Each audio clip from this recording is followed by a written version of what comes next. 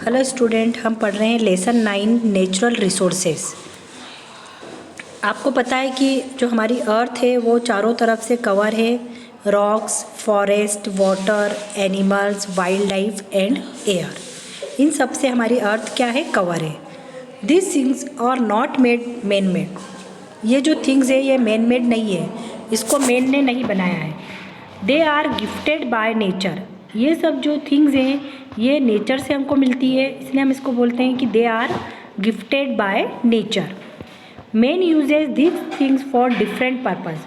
Man मतलब हम लोग जो है ये जितनी भी थिंग्स है जैसे rocks, forest, water, animals, air, इन सबको हम डिफरेंट पर्पस से क्या करते हैं, यूज़ करते हैं।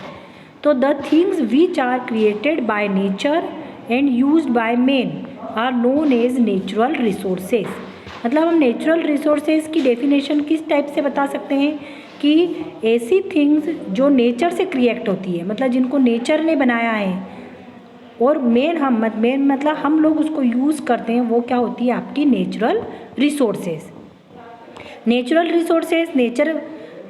रिसोर्सेज क्या हो गए, जैसे आपको मैंने बताया था, जैसे rocks, forest, water, animals, wild life, air, ये सब काय में आते हैं आपके नेचुरल रिसोर्सेज में। तो natural resources are classified into 2 parts. Natural resources को हम 2 पार्ट में डिवाइड कर सकते हैं। First they are renewable and non renewable. तो नेचुरल रिसोर्सेज को 2 पार्ट्स में हमने डिवाइड किया। रिन्यूएबल में क्या आएगा आपका, like wind, soil, water etcetera, ये हो गए आपके renewable resources. And non renewable resources क्या होंगे आपके, जैसे like fossil fuels, forest, minerals, ये आपके नॉन रिन्यूएबल रिसोर्सेज हैं। अब आपको कि रिन्यूएबल रिसोर्सेज क्यों बोला जा रहा है इनको, because the sources which can be recycled और कॉल्ड रिन्यूएबल रिसोर्सेज। मतलब जैसे सोर्सेज जिनको हम रिसाइकल कर सकते हैं, दोबारा हम प्राप्त कर सकते हैं, दोबारा बना सकते हैं, उसको हम बोलते हैं renewable resources. They do not gate exhaust, मतलब ये कभी ख़त्म नहीं होते हैं। जो कभी ख़त्म नहीं होते, जिनको हम फिर से रिसाइकल कर सकते हैं, उनको हम बोलते हैं रिन्यूएबल रिसोर्सेज। ओके, अब उसके बाद आते हैं कि सम ऑफ द रिन्यूएबल रिसोर्सेज, जैसे विंड, सॉइल, वाटर एक्सेट्रा, इसके बारे में हम पढ़ेंगे। सबसे पहले मैं एक्सप्लेन कर रही हूँ आपको विंड के बारे में। विंड क्या होती है, the energy of wind is used for several purpose like generation of electricity, to draw underground water and run flour mills etcetera.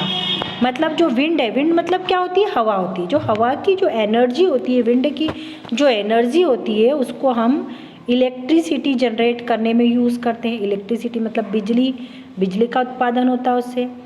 To draw underground water जो रहता है ज़मीन के अंदर होता है, उस अंडरग्राउंड वाटर को निकालने में विंड का यूज़ होता है। और रन फ्लोर मिल्स जो रहती, बड़ी बड़ी मिल्स होती, फ्लोर मिल, उसको रन करने में भी इसका विंड का हम यूज़ करते हैं। आपको इस पिक्चर में विंड मिल बनी हुई दिख रही है, ये क्या है, विंड मिल है, इससे हम इलेक्ट्रिसिटी जनरेट होती है। ओके, उसके बाद आता है soil. The uppermost layers of earth is called soil. Earth की जो सबसे अपरमोस्ट लेयर होती है उसको हम क्या बोलते हैं, सॉइल बोलते हैं। Different crops are grown in it, इसमें हम डिफरेंट टाइप्स की क्रॉप्स ग्रो करते हैं। The nutrients provide by soil help the plant to grow and then we get fruit, flowers etcetera. Soil क्या करती है, प्लांट्स को न्यूट्रिएंट्स प्रोवाइड कराती है, जिससे क्या वेजिटेबल और फ्रूट्स ग्रो होते हैं जो हमको मिलते हैं। तो ये तो हमने पढ़ा विंड और सॉइल के बारे में, जो थे रिन्यूएबल रिसोर्सेज। ओके, अब आते हैं, हम पढ़ते हैं वाटर भी कौन सा रिसोर्सेज है आपका, रिन्यूएबल रिसोर्सेज ही है। जैसे आपको पिक्चर्स में दिख रहा है वाटर मूव कर रहा है। Moving water is an important source of energy. जो मूविंग वाटर होता है, मूविंग मतलब जो बहता हुआ पानी होता है, वो एनर्जी का बहुत ही इंपॉर्टेंट सोर्सेस होता है।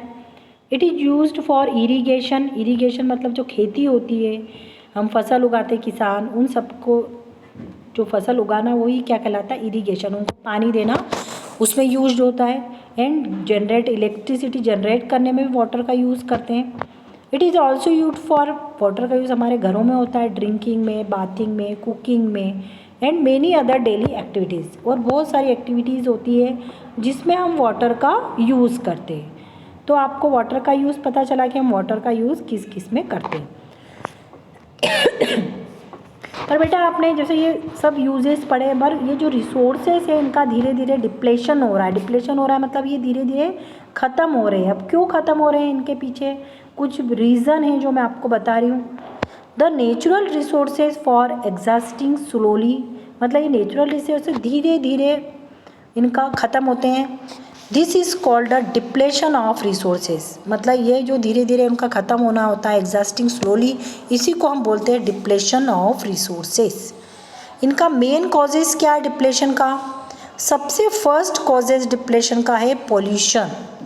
आपने देखा होगा कि हम बोलते हैं कि कोई सी भी एक्टिविटीज़ ऐसी हमको नहीं करनी चाहिए जिससे कि पॉल्यूशन हो। तो first is air pollution, water pollution and soil pollution are mainly responsible for the depletion of natural resources. ये जो तीनों पॉल्यूशन है ये सबसे बड़ा रीज़न है डिप्लेशन का नेचुरल रिसोर्सेज का। तो हमको कोशिश करनी चाहिए कि air pollution, water pollution and soil pollution ये तीनों कम से कम हो। सेकंड आता है आपका डिफॉरेस्टेशंस। डिफॉरेस्टेशंस मीन्स क्या होता है, जो हम ट्रीज़ की कटिंग करते हैं उसी को हम क्या बोलते हैं, डिफॉरेस्टेशन। तो the depletion of soil, water and wildlife is due to deforestation. जैसे सॉइल, वाटर और वाइल्ड लाइफ ये धीरे धीरे कम होती जा रही है। That is cutting down of forest. क्यों हो रहा है? क्योंकि फॉरेस्ट जो रहते हैं, जंगल, उनका लार्ज स्केल पे उनकी कटिंग होती है। लार्ज मतलब बहुत ज़्यादा उसको कटिंग हो जाती है, जिससे कि क्या होता है, ये सब सॉइल, वाटर और वाइल्ड लाइफ धीरे धीरे डिप्लेशन होती जा रही है डिफॉरेस्टेशन के कारण। थर्ड आपका आता है point overpopulation. Overpopulation क्या होती है कि natural resources are being consumed on large scale due to increase the population. जो नेचुरल रिसोर्सेज होते हैं वो बहुत ज़्यादा लार्ज स्केल में कंज्यूम्ड होते हैं, क्योंकि जो पॉपुलेशन है वो बहुत ज़्यादा इंक्रीज होती जा रही है। This result in depletion of natural resources. इसका रिजल्ट क्या हुआ कि जो नेचुरल रिसोर्सेज है वो क्या होते जा रहे हैं, डिप्लेशन होते जा रहे हैं। फोर्थ पॉइंट आता है आपका urbanisations. Urbanisations main is establishing towns day by day. जो मेन है वो अपने टाउन, अपने जो विलेजेस छोड़ के कहाँ चले जाते हैं, टाउन में शिफ्ट होते जा रहे हैं। उसका रिजल्ट क्या हो रहा है कि depletion of land, forest resources, जिससे लैंड और फॉरेस्ट रिसोर्सेज का क्या हो रहा है, डिप्लेशंस हो रहा है। हंटिंग मीन्स क्या होता है, मारना। Hunting is being done on large scale, मतलब बहुत लार्ज स्केल में हंटिंग हो रही है। It is also result in depletion of forest resources. ये भी एक डिप्लेशन का रीज़न है फॉरेस्ट रिसोर्सेज का। Over mining, due to over mining there are exploitations of minerals. Number of industries are increasing day by day. जो industries होती है, बड़ी बड़ी इंडस्ट्रीज जिसमें से बहुत सारी थिंग्स बनती हैं, मशीनें होती हैं, वो डे बाय डे क्या होती जा रही है, इंक्रीज़ होती जा रही है, बढ़ती जा रही है। तो उनके कारण क्या होता है, ड्यू टू ओवर माइनिंग होती है, there is an exploitations of minerals. Over mining उनकी होने के कारण डिप्लेशन क्या होता जा रहा है, बढ़ता जा रहा है। नेचुरल रिसोर्सेज, नेचर कैलेमाइट्स जैसे such as flood, earthquake, drought, cyclone etcetera also lead to depletion of natural resources. जैसे फ्लड मतलब बाढ़ आ जाना, अर्थक्वेक भूकंप आ जाना, सूखा, साइक्लोन आ जाना, ये सब भी नेचुरल रिसोर्सेज के डिप्लेशन के क्या हैं, कारण हैं।